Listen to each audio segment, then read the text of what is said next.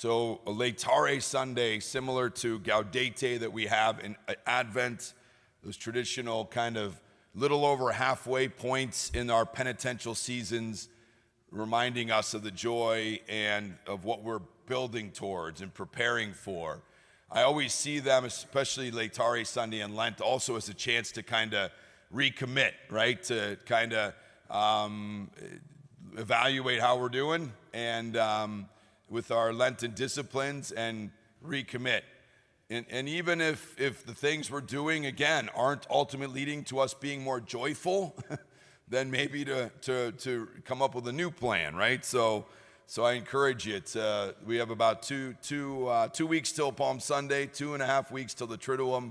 Let's refocus and get after it again after tomorrow's celebration of St. Joseph, of course, right? So this is always the interesting, time of Lent that you kind of get out of whack with feasting and fasting, but we'll refocus on Tuesday more or less.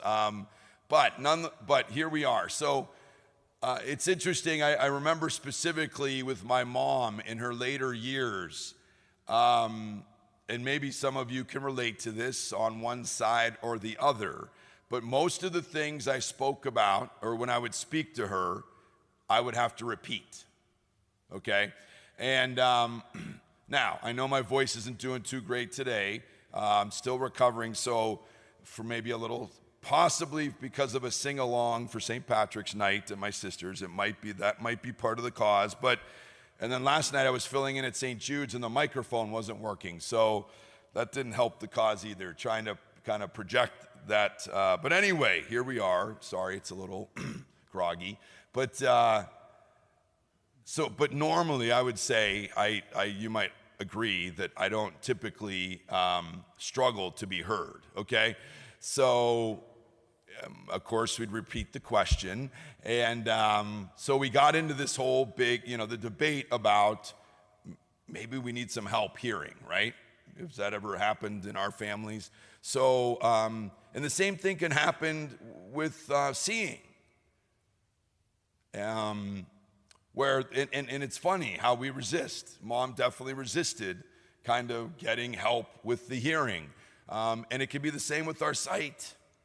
When we see somebody we know, I've had glasses since I was in second grade, so it never was the case, but for me, somebody who is struggling to see things a little bit more and trying to say, maybe you need some help, right? That human nature of ours that we struggle to admit, we can't hear, we can't see, just kind of those basics, that we're hurt, that we need help, etc. And we do the same thing spiritually.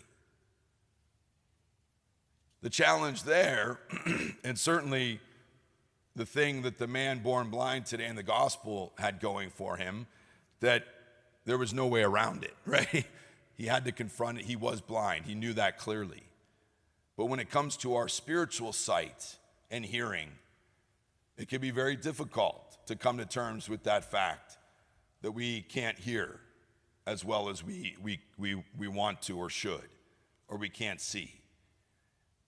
And that's a very humbling place to come to acknowledge we need help.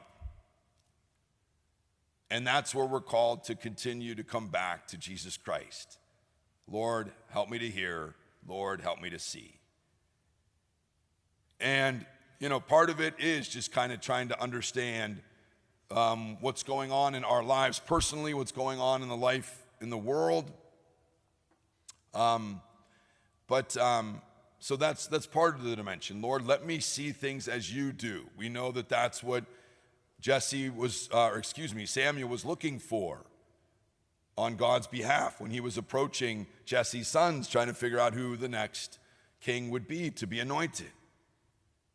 So that constant, humble, daily acknowledgement, Lord, I know that I don't see things the way you do. And help me to resist the temptation to try to convince you that I have the better vision. Don't we do that spiritually? Lord, you really should see it my way. I have a better perspective. You should get on board, right? And that humbleness that just says, Lord, I know that I don't see it better than you. I don't understand. Lord, help me to see better. And you know when, and if I don't come to a better understanding, help me just humbly to submit and trust in you. Help me to trust. But we also get that same dimension when it comes to our personal looking, evaluating ourselves. We can be like Jesse was with his sons, with ourselves, right? In the sense of not seeing things the way God sees and diminishing, the gifts in us and acknowledging the things that God is calling us to. And so that willingness to say, God, Lord, help me to see myself as you see. One, how much you love me. You gaze on me with love every moment, every second. It's that gaze that keeps me in existence. And two, to see the goodness in me and the ways you want to use me. Help me not to be blind to what you're capable of doing through me and in me. And so, here we are, a little over halfway through Lent.